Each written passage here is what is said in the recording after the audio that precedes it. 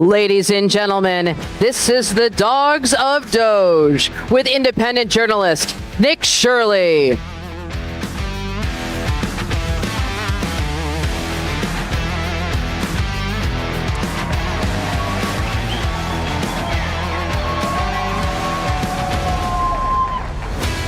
Thank you. I'm super excited to be here and to be able to speak to you guys today. And I'm not here to speak on behalf of Republicans nor Democrats. I'm here to speak on behalf of we the people. I think nowadays we can all agree that we all just want to live the American dream and have the best life possible. However, it feels that sometimes, actually a lot of times, non-controversial issues are becoming controversial inside of America. For instance, if you take a look at the idea of deporting illegal migrants, that word is illegal. That should not be controversial. Or the idea that showing your ID to vote has become controversial. That's not controversial either. The idea that fraud is bad has become controversial. How is that controversial? I know a little bit about fraud. I know a little bit about Minnesota daycares as well. And it's crazy to think that we live in a world where somebody who exposes fraud can then be painted as the bad man from the politicians where he exposed the fraud. Shouldn't they be excited to know that the fraud is being exposed, because that's not a Republican dollar or a Democrat dollar, it's actually our dollars. I've never gotten a dollar bill that says right or red or blue or right or left. We all live inside of the same country, and we should all want the best for our country. And when you see fraud inside of our country taking place at literally rampant levels. For instance, in Minnesota, there are programs like autism where you have 10,000% increases in the budget for autism. And this money then goes into the hands of fraudsters. How does somebody not look at that and say, there's a 10,000% increase in the budget for autism? Is there a 10,000% increase in autistic children inside of our neighborhoods? And if the answer is no, how are they justifying a 10,000% increase in the budget? And in other instances like California, where you have 1,000% increase in hospices, is everyone going to die in LA? I don't think so. So the idea that here inside the United States, when we have these non-controversial issues that have become controversial, it puts us into a weird culture war where it puts people into a position to think, okay, well, wait, how are you supporting this when you're actually not benefiting we the people? We all live inside of the United States. We're not supposed to be, when elected officials are elected, they're not supposed to represent 50% of the population. They're supposed to represent 100% of the population. In an instance where fraud is taking place inside our country, each and every single person should want to crack down on that fraud. Because if we don't, these people can continue just to literally steal our dollars, and they steal our dollars, and then they send it overseas, and once it's overseas, we can't ever get that money back. And that's something that I've learned as I've gone about exposing this fraud. And a lot of times, these people that are taking our tax dollars are foreigners who are not even from the United States of America, and they're stealing our money. And it's just been so crazy to see how in all 50 states there is fraud. However, it seems to be that most of the fraud is in a lot of these blue cities. And when you go out and expose the fraud, I mean, I think Gavin Newsom, he posted a photo of me the other day and had 10 cameras on me, an AI-generated image saying, "Where are the kids?" trying to depict me as a pervert for exposing fraud. How sick does a governor have to be to say that the kid exposing the fraud is the bad person versus the fraudsters that are stealing the money?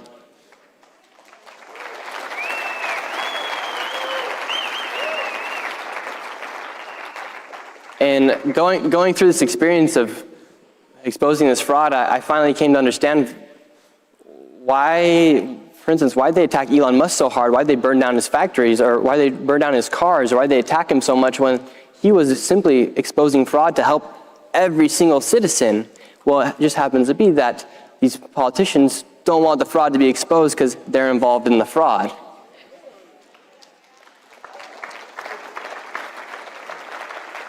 And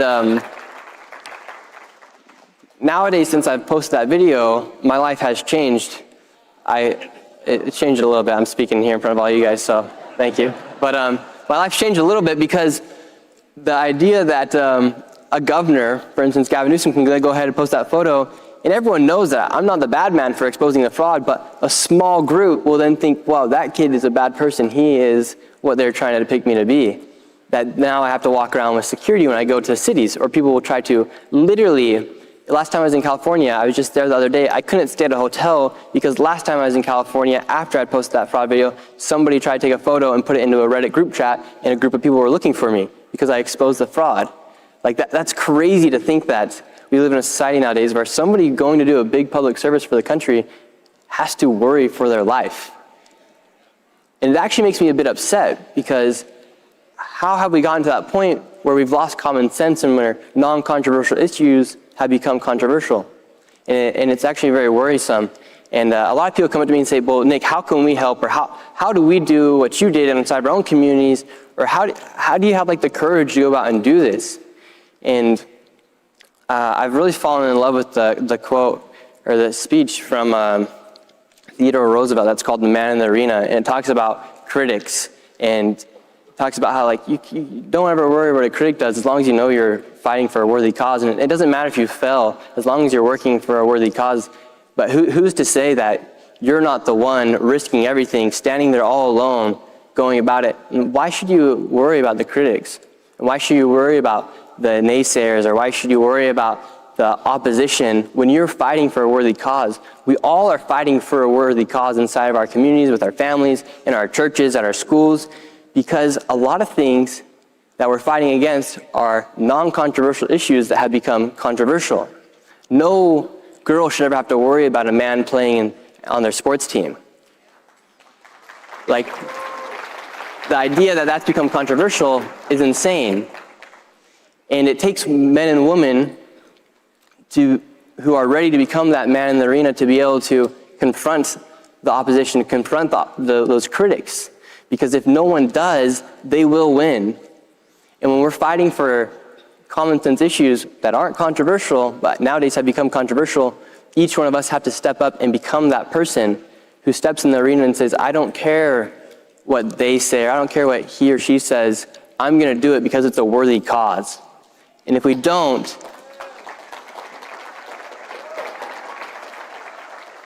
because if you don't, the critics will win. And their voices are a lot louder. That's how they try to intimidate you. Imagine if I would have been intimidated by Governor Walz calling me a delusional conspiracy theorist, a far-right white supremacist, or all the other things that those politicians called me. In fact, they even incited riots inside their cities for somebody who exposed fraud. Meanwhile, the Leering Center, it wasn't much to hide. Like, that fraud was very obvious. In fact, the Leering Center then even closed down. They fled the city because they know they're committing fraud. And one thing for you guys to think about is, who are the critics? Who are those people that are saying that you're the bad person or that what you're doing is not right? Well, a lot of times it's the media. A lot of the times it's that person who listens to the media where they've lost that idea of common sense thinking.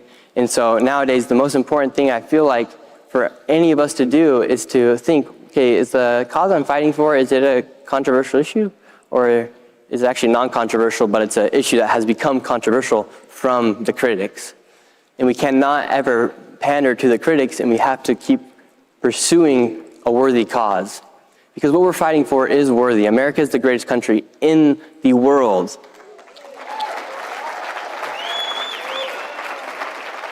And people like to act like it's not, but meanwhile, all the other countries had thousands of years to do it. We had 250 years to do it. And whatever made us the greatest country in those 250 years, we need to make sure that it remains that same way, or else we will fall and the critics will win, and we will not stay the greatest country in the world. And so that's my message for you guys today, is to think, really, okay, what cause are we fighting for? Is it a worthy cause? Is it something that's actually not controversial, but maybe the mainstream media or a critic has told me that that's a controversial issue? And when you know it's not, fight and be ready to become the man or the woman in the arena, because if you don't, the critics will win. And this is the greatest country in the world for a reason. We did it in 250 years. Everyone else had thousands of years to do it. and we did that. And so I'm proud to be here today, and I know you guys are all ready to become that man or that woman in the arena, because it is a worthy cause that we are fighting for. Thank you.